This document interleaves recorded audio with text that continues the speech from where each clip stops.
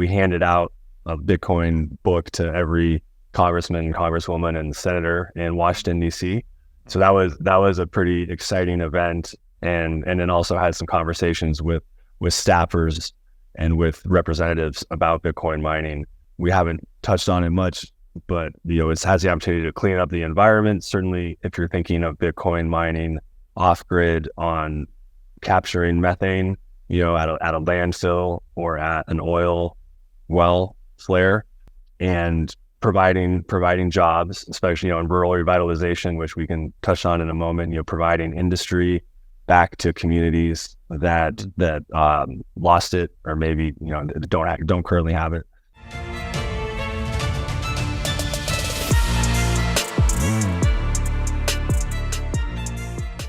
Hey everybody, welcome to the What is Money Show. I am thrilled to have you here joining me on my mission to help shine light on the corruption of money.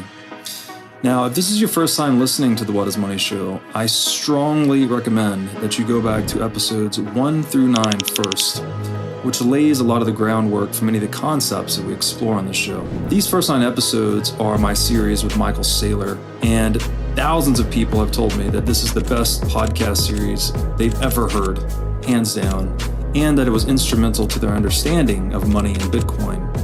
So if you're looking to start a deep dive into the nature of money, I don't think there's any place better that you can start other than episode 1 of this show. Now, a little bit about this show and how it makes money. The What is Money Show is 100% sponsor based. So all of our revenues are derived from direct sponsorships. And I strive to be very selective about the sponsors that I work with, specifically only using sponsors that I use personally, and also choosing sponsors that have values which are well aligned to the values expressed on this show, such as freedom, education, self-sovereignty, etc. So what I'm going to do now is a few ad reads right at the top of the show, and then I'll do a few more ad reads in the middle. And I hope you'll take the time to listen to them, as again, these are hand-selected sponsors, and I think you'll like what they have to offer. Today's podcast is brought to you by In Wolf's Clothing. Wolf is the first startup accelerator dedicated exclusively to the Bitcoin Lightning Network. 4 times per year, Wolf brings teams from around the world to New York City to work with like-minded entrepreneurs, pushing the boundaries of what's possible with Bitcoin and Lightning. The program is designed to help early-stage companies achieve product-market fit, develop their brand, secure early-stage funding, and grow businesses that help fuel the global adoption of Bitcoin. So go to wolfnyc.com to learn more about the program or apply. Again, that's Wolf NYC, WOLFNYC.com.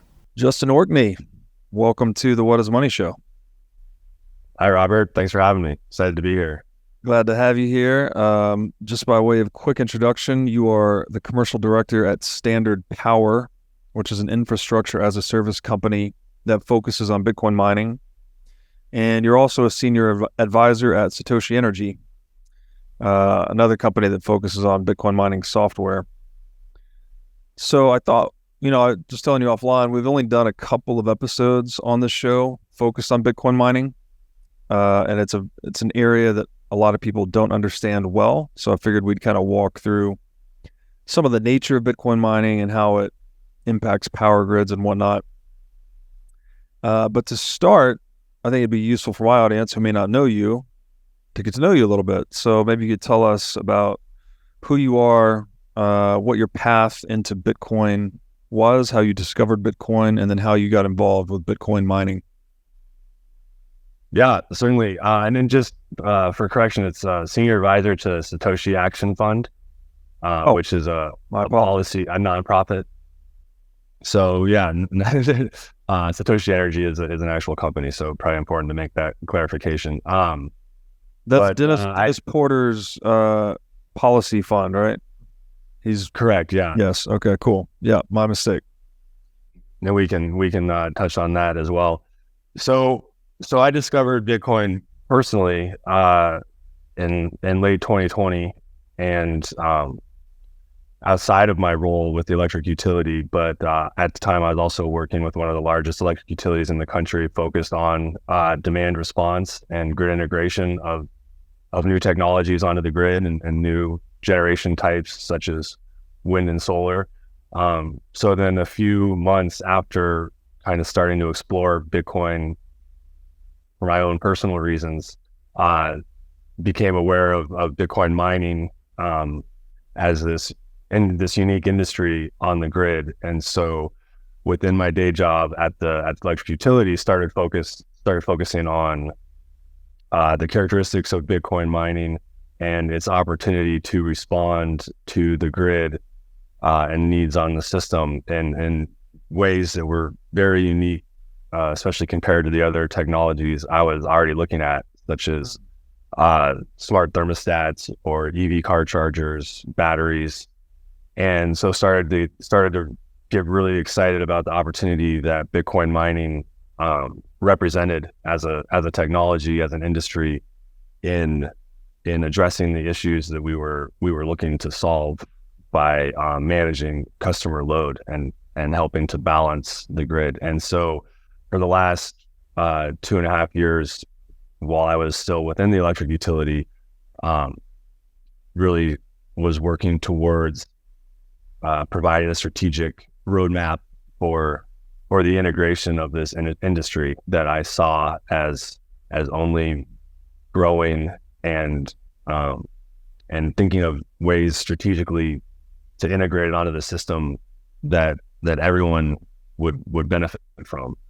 And so then last November is when I made the transition from the electric utility, and then I joined Standard Power earlier this year as commercial director. And so that's been my pathway. Once I saw Bitcoin mining, it was hard to look away, especially given my background in the utility industry. And so I've been focused on it ever since, and I'm really excited to be a part of Standard Power now and kind of fully immersed within the industry. That's cool. Yeah, I love to see people that kind of get into Bitcoin. Usually got some kind of fiat job, right? And then Bitcoin consumes your mind, and then eventually a lot of people start making the migration from their fiat job to some type of Bitcoin job, which you see people in all different types of industry finding a way to integrate Bitcoin and educate people about Bitcoin. And it's one of those amazing things. Like Bitcoin just sort of turns you into an evangelist for it, which seems like a really significant feature of this software. So tell me a little bit about Standard Power. Like what is the company? You said infrastructure as a service company. So what is Standard Power? What do you guys do? Yeah, so Standard Power, infrastructure as a service company. So we are developing large-scale mining campuses right now in Ohio.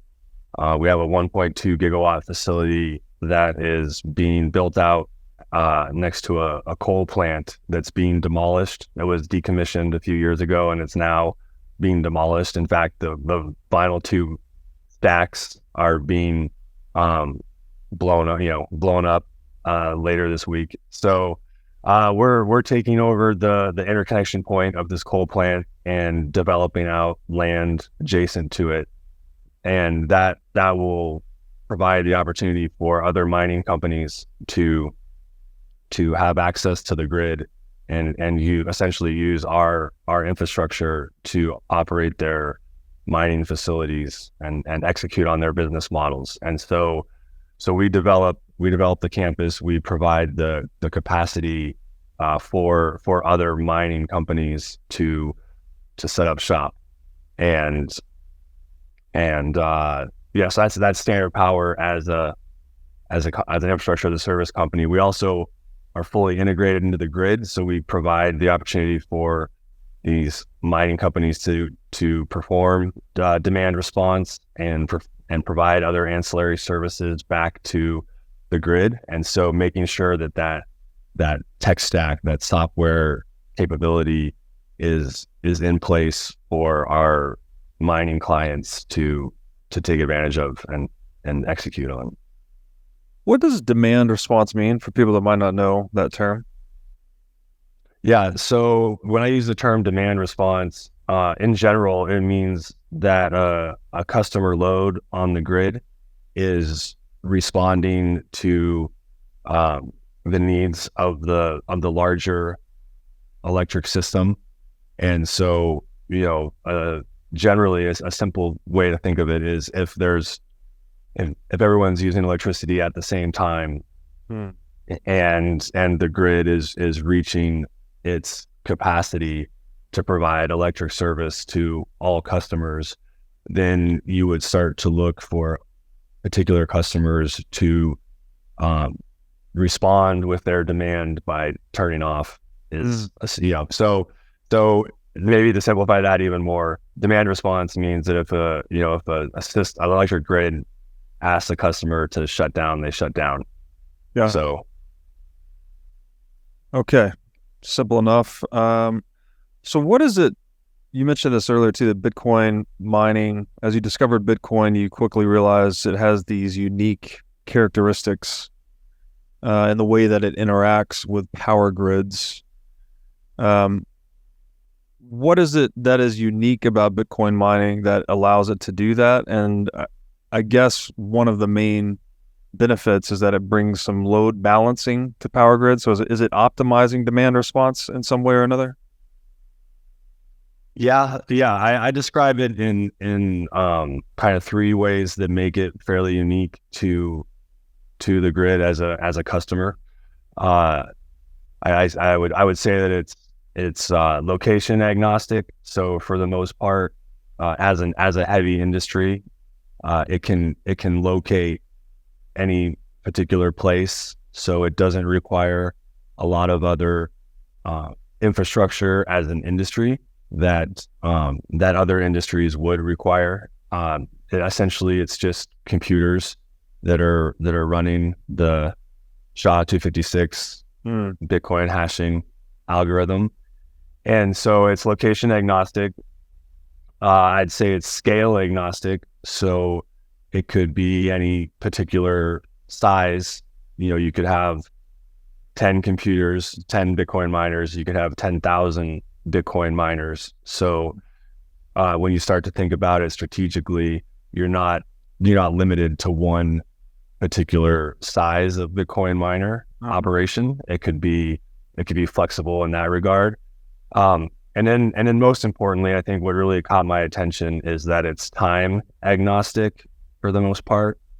So meaning that as a customer, it can shut off at any particular time of the year and then stay off for any amount of time. And so when you start to imagine other types of customers that you would be looking for to perform in demand response, it's most other customer, no other customer type that I'm aware of is that flexible in being able to shut off, whether it's in a cold morning in January or it's in a late afternoon in July or any other hour of the year. To Bitcoin miners, it's really doesn't make a difference. But with other types of customers, it can make a very big difference. Maybe they're not even able to shut off in the winter versus the summer, or maybe more importantly, they're only going to want to be shut off.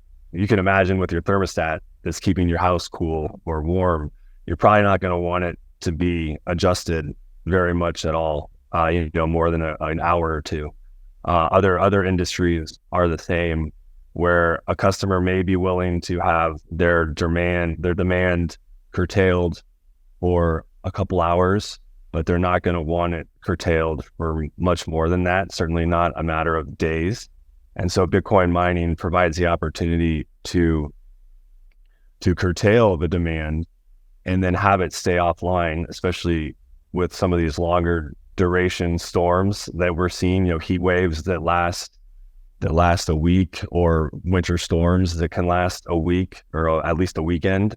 Bitcoin mining provides the opportunity to shut down essentially indefinitely, while other customer technologies, you really can't expect that of them. They're not able to perform in that way. And so that's what caught my attention with Bitcoin mining, that it's so flexible in that regard. and it is very unique as a customer on the electric grid. Yeah, Even other data centers. Sorry, just even other data centers, which people would normally consider like an Apple, Amazon, Google, Facebook. They're almost the opposite. They don't want to be shut down ever.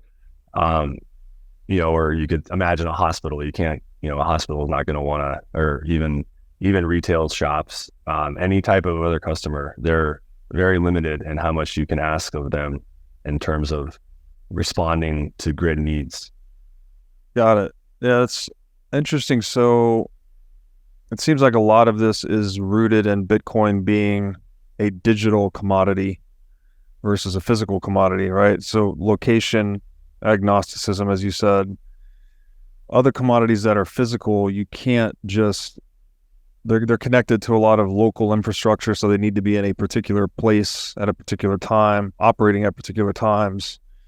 But since Bitcoin is just converting electricity into a digital commodity, you can kind of put it anywhere, right? It doesn't matter as long as you're connected to power, essentially, and I guess internet, at least at some point. And then you get the scale agnosticism, because you can mine Bitcoin in your basement at home, or you can mine Bitcoin in a giant data center. So you can accept customers of, widely different sizes.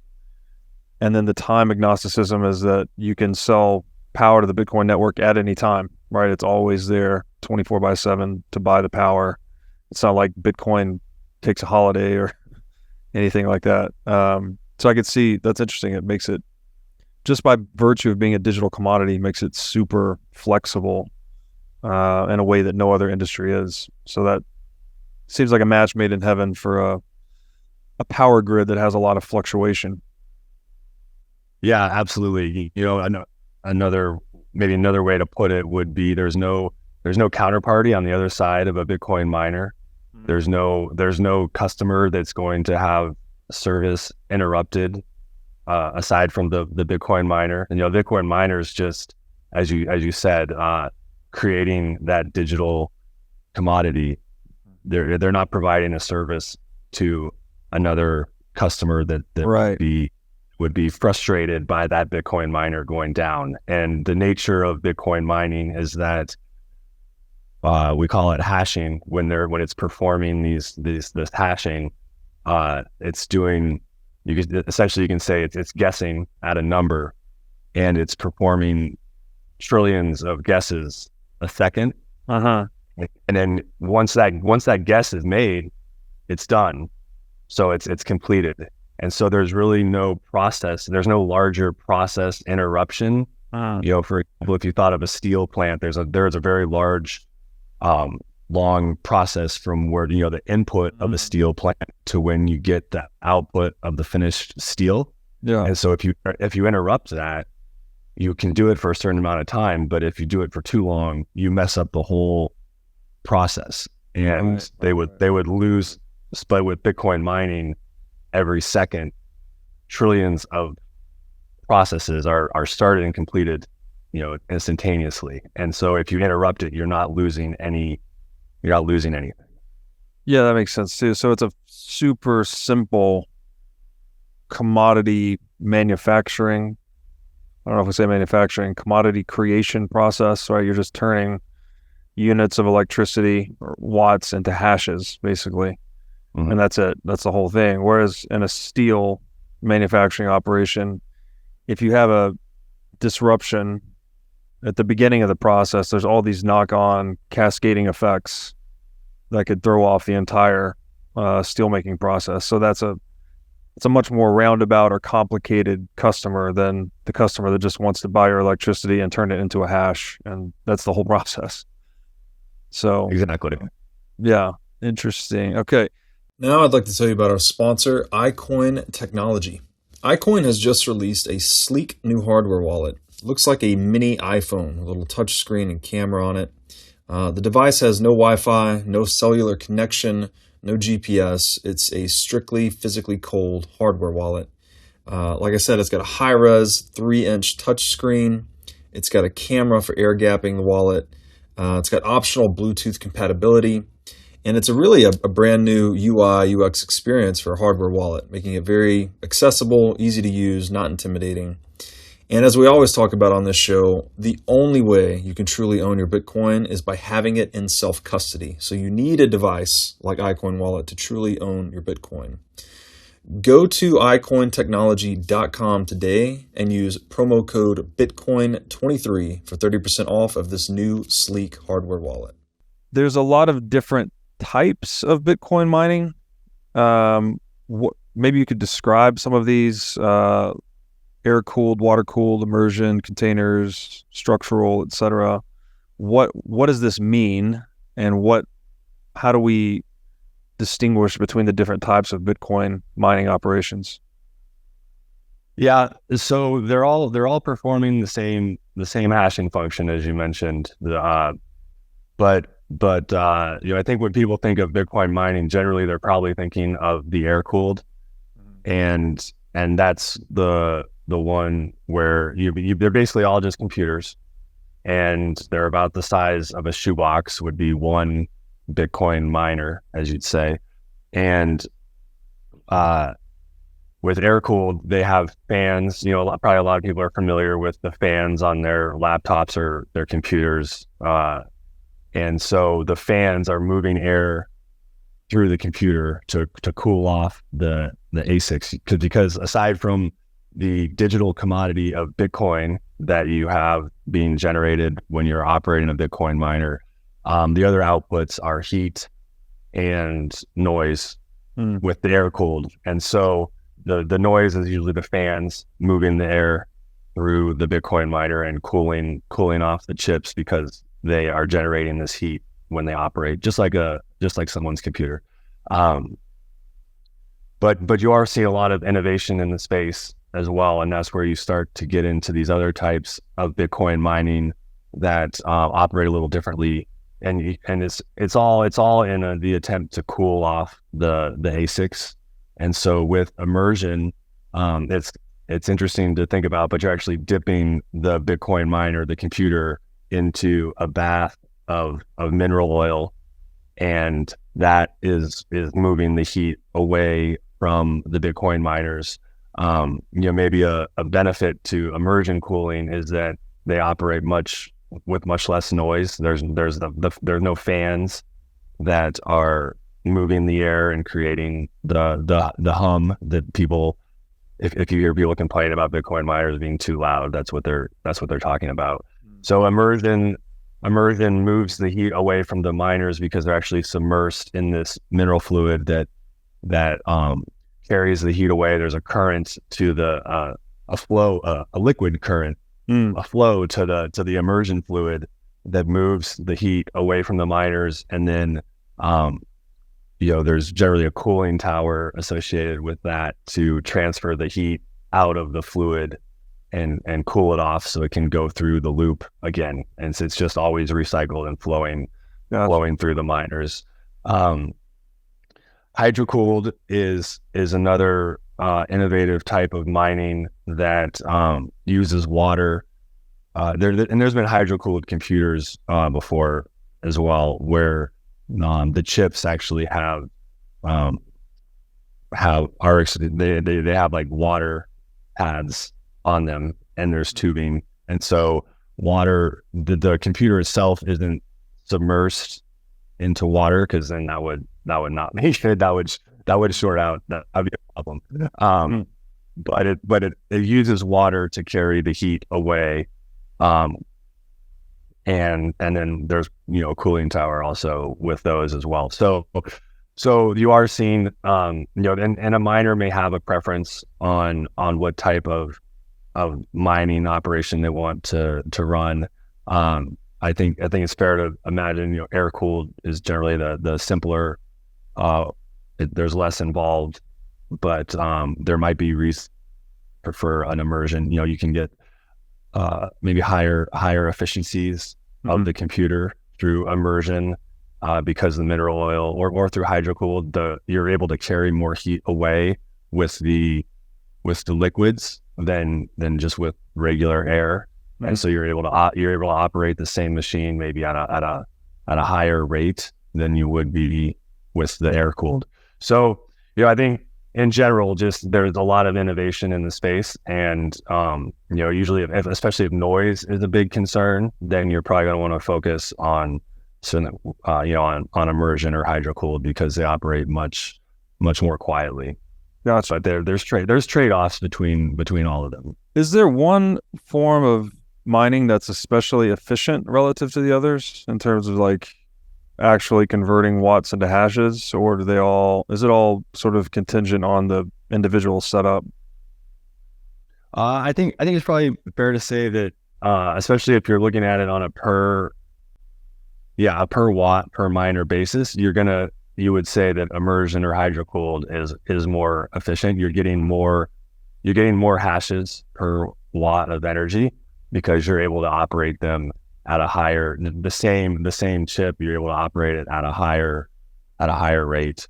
And so, but again, there's trade-offs. You have there's other things to consider aside from efficiency, I'd say. Gotcha. So is there any one of these that is especially becoming predominant, or are they're all popping up? Like there's all types of operations popping up, or is one growing faster than the others? Like I think another way to say that, in 20 years, would you expect to see a lot more water cooled or immersion versus air cooled or something like that? There's certainly a conversation. I don't necessarily have an opinion on that, but there's those in the industry, certainly the ones that are either choosing to do immersion or do hydro cooled, probably have an opinion that in the future, most operations would be that.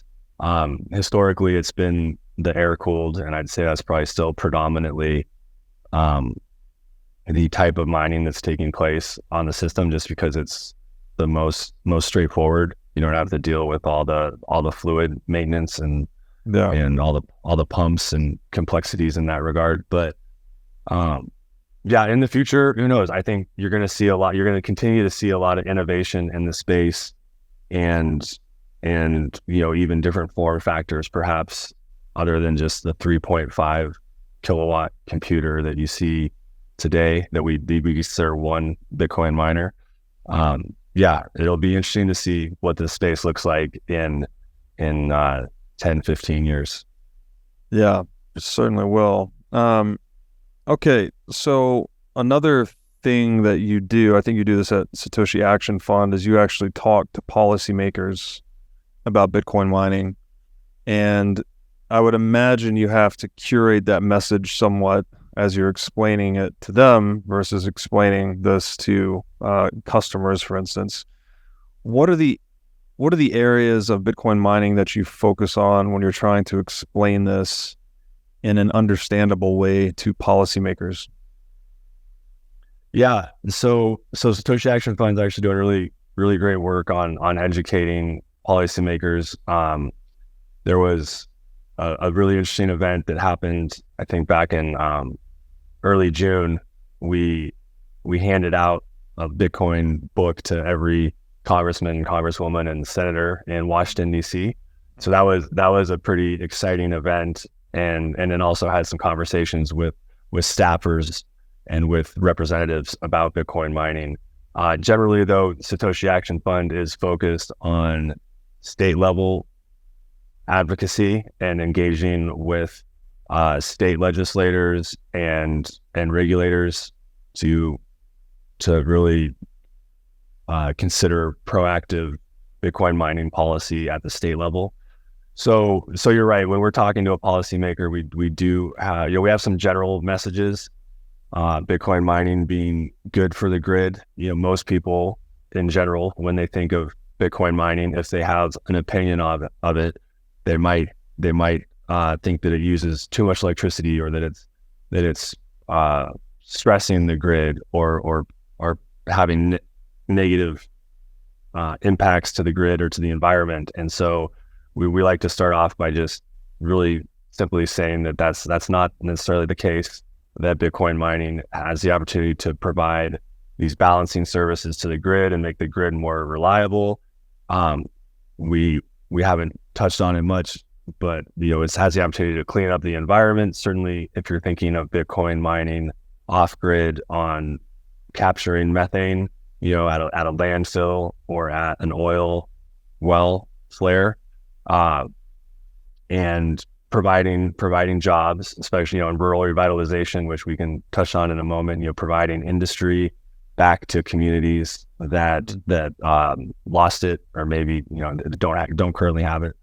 And so we generally like to focus on those high level concepts of Bitcoin mining and the positive attributes that it brings to states and communities and grids.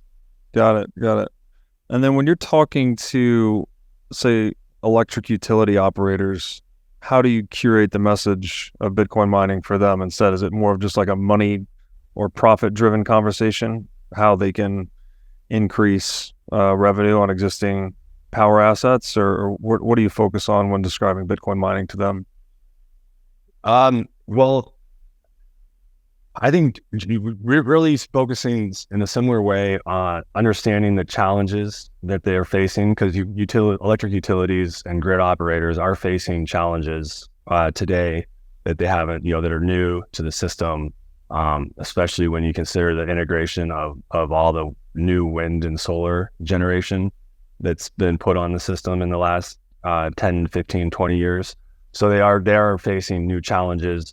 That's why that was my role at the utility, was thinking of ways to address these challenges with new customer programs, new rate designs to provide flexibility to customer usage. And so I think that's really one of the top line aspects is, there is this opportunity with this industry to help address the challenges that you're dealing with as an electric utility operator, and starting there, but certainly part of that conversation can be that this is also a customer. With this solution to the challenges you're facing on the grid also comes a paying customer that may be unique to other engineering solutions that you're considering, where those might cost money to implement.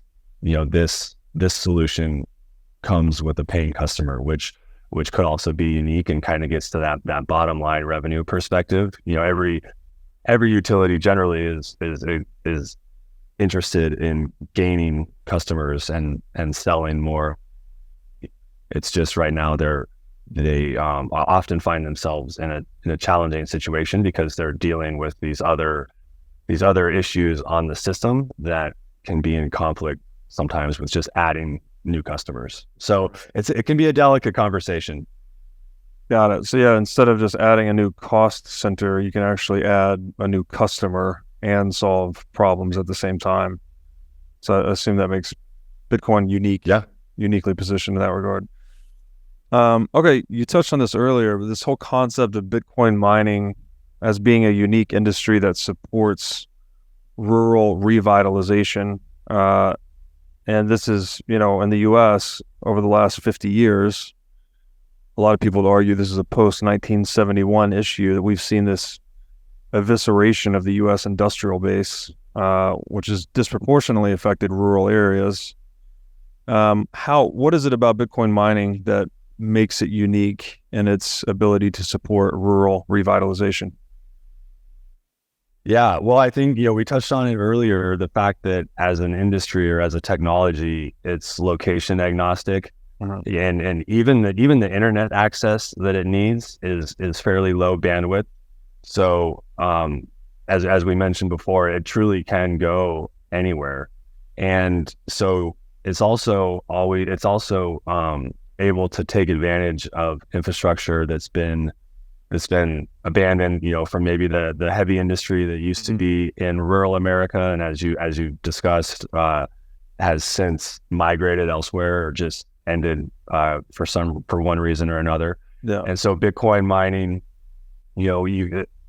it's always interested in finding that stranded energy, but then also finding stranded capacity or abandoned capacity. And so you see a lot of that out in rural America, and so Bitcoin mining able to go out there And for example, our first project in Ohio was a shuttered paper mill. So the paper mill was no longer operational, but the connection to the grid was there. You could say the capacity was there. And so we went in, remediated the paper mill, and basically created a clean space for the Bitcoin mining operation to go in. And that was a community that the paper mill was their industry, was that provided jobs to the community. That's usually why a community is out there, is because there was this industry at one point.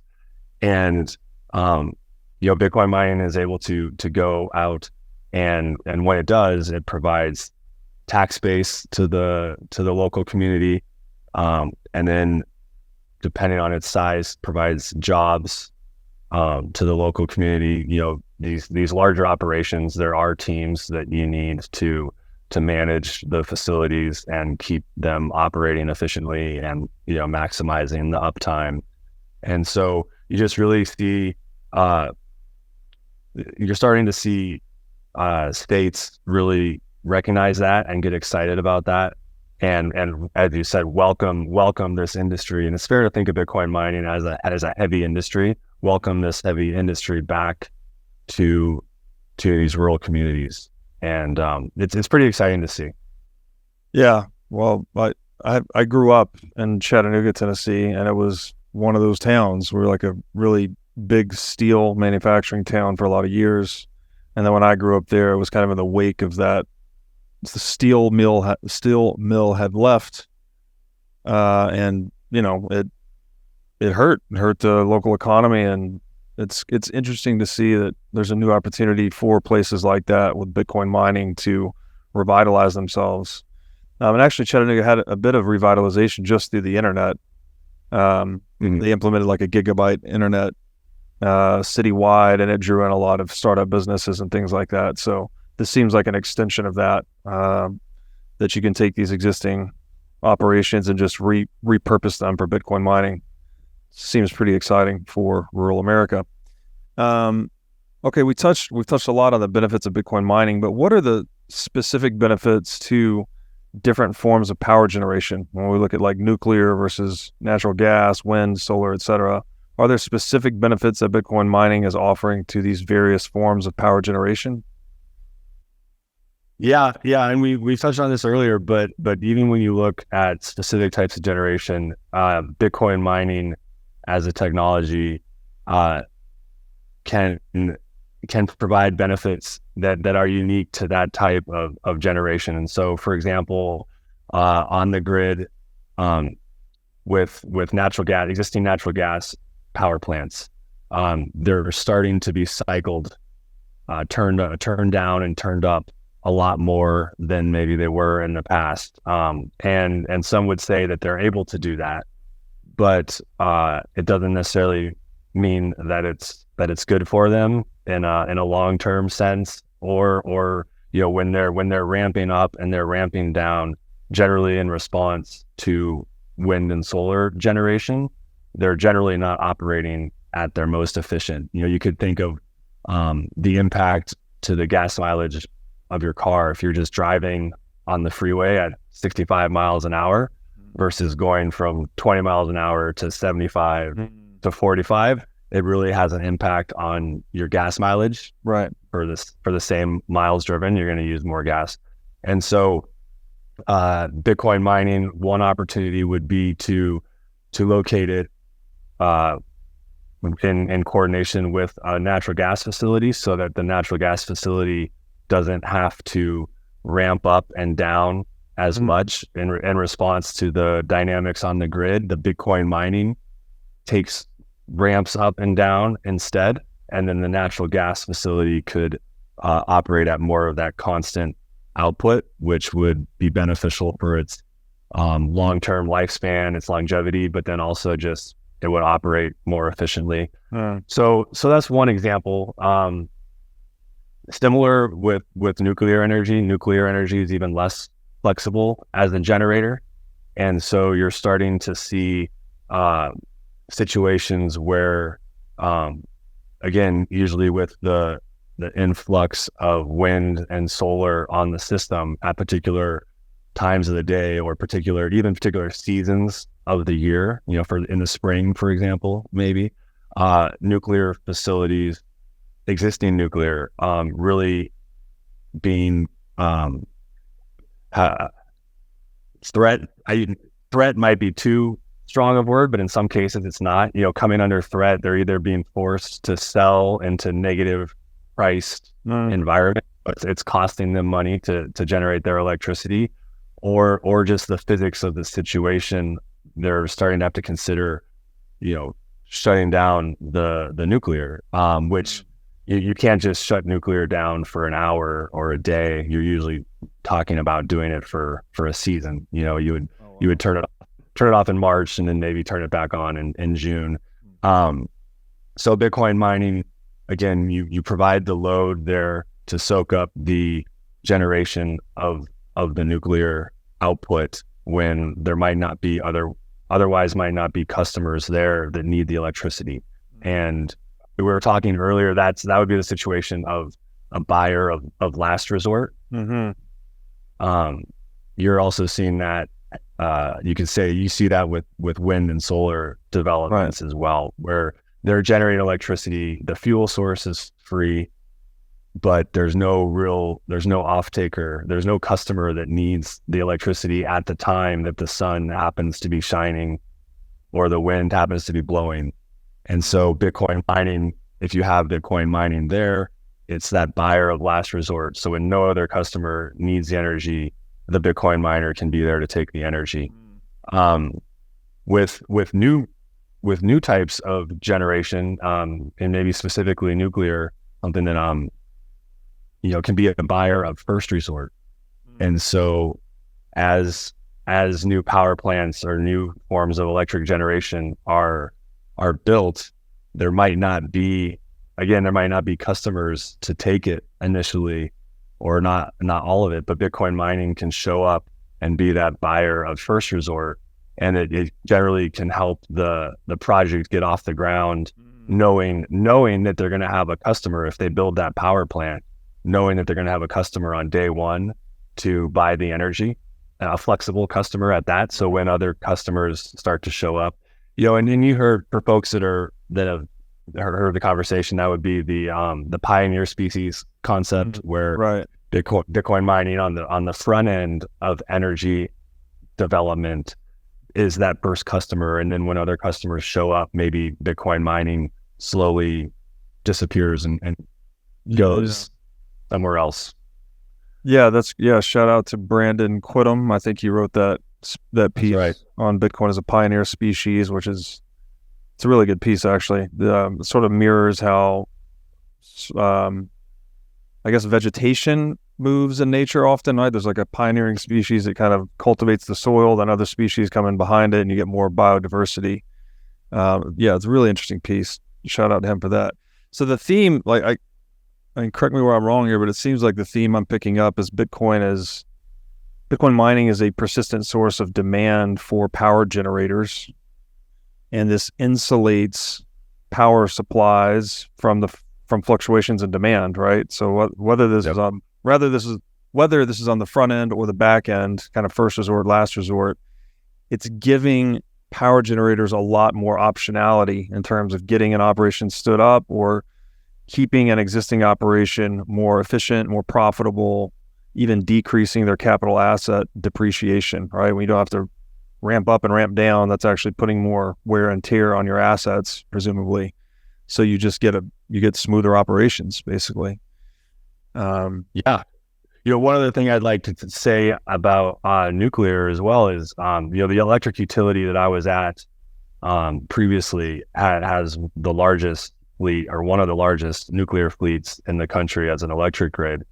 And when they initially built this nuclear fleet out I think the first one was installed in the early 70s, and then the last one in the late 80s. They, in order to balance that output of the generator, they had to build out this massive industrial scale pumped hydro reservoir system. created in the mountains basically to balance the output of the generator that the nuclear generator wants to stay constant for the most part with the variable customer load. And so, I mean, I've seen the facility. It's very, as an engineer, it's very interesting. Very, it's tunneled in the mountains. And then when customers don't need the electricity, the output from the generator, it pumps water up the mountain into a reservoir. And then when customers do need electricity, it lets the water flow back down. And so this pumped hydro infrastructure is like in the middle of a mountain. And so you feel almost like you're walking into Dr. Evil's lair or something. It's just this massive, massive project that was in, built out with the nuclear. Yeah. And now with new nuclear, you could imagine you don't need to build out these massive and other industrial projects. You can just build out so instead of thousands of acres of flooded mountains and reservoirs and tunnels and mountains, you just have, a few dozen acres of Bitcoin mining instead. That's a good. So I think we're going to see that. Yeah, exactly. Less Dr. Evil layers thanks to Bitcoin mining. That's a good one.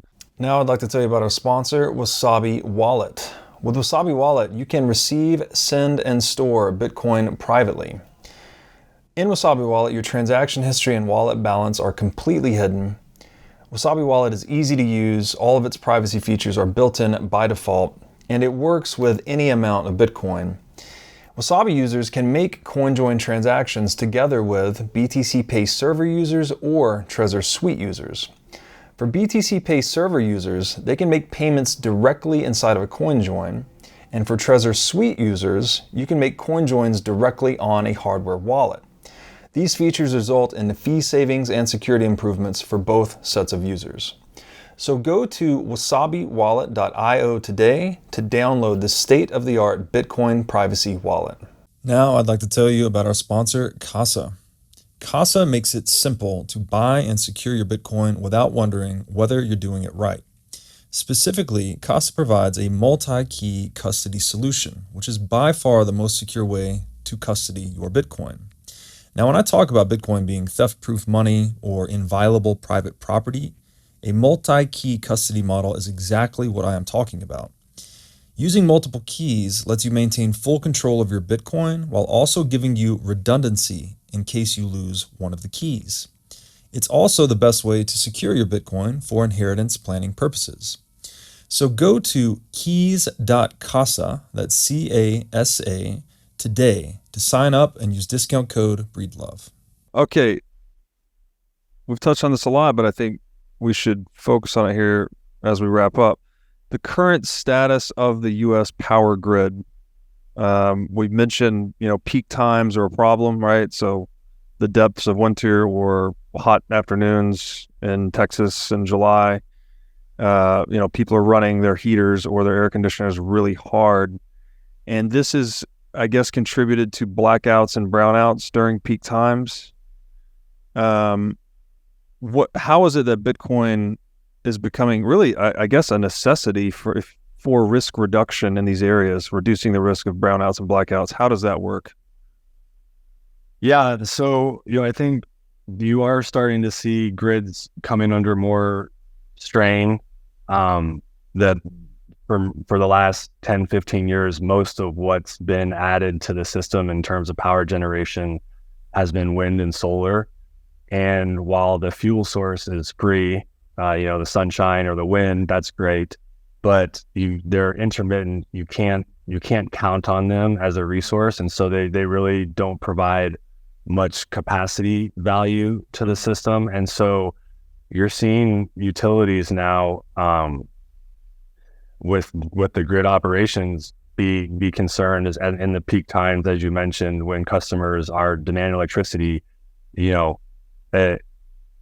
It's hard for them to count on the generation, and so that does provide stress to the grid.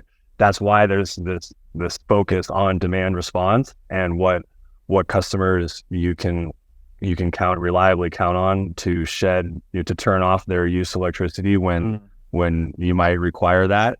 So, and I think you've seen Bitcoin mining already play that role in preventing blackouts and brownouts, and specifically in Texas. But I'm sure it's happened to a lesser degree in other states as well. So having Bitcoin mining on the system initially, and having generation up and running to supply that load, but then having the Bitcoin mining able to disappear at a moment's notice really provides that extra reliability to the system.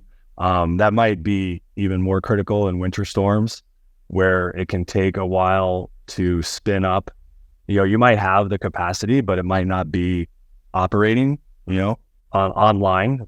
But then if the Bitcoin mining was already there, it would be operating. And then again, it always comes back to Bitcoin mining being able to shut off and disappear from the system, almost immediately. Yeah. Within a matter of minutes, if not seconds. And so that really provides the stability to the system. And you mentioned almost being a necessity at that point, or at this point. And I'd agree. I think that utilities, as they recognize Bitcoin mining as this unique type of customer, unique technology, they're going to, they recognize the need of demand response. Mm-hmm. So then if you just take it one step further and say, okay, well, what is the best type of customer for demand response? Mm. Well, then, that's when you say, well, then Bitcoin mining is a necessity at this point. And I think, if you're going to scale the grid of the future focused on people's thermostats and when they can charge their electric car and when they can't, that's going to come with a lot of other issues, because you do have that human being, that customer on the other end of the electricity use. And whereas with Bitcoin mining, you don't.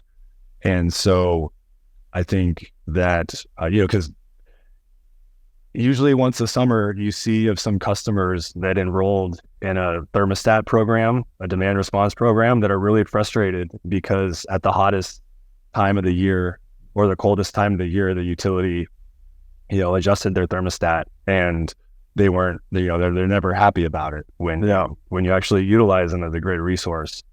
Bitcoin mining is much different in that respect. And so that's kind of where I take it to a necessity at this point, especially if you don't want customers complaining. Yeah, no, that's a great framing, that Bitcoin mining is like the ideal customer, right? Just buy it whenever it can be bought, and if you can't sell it to me, great, I'll turn off and go away. And very, very interesting framing. Okay, well, I think we covered a lot of ground. This is really good stuff. Appreciate you doing this. Justin, where can people find you on the internet?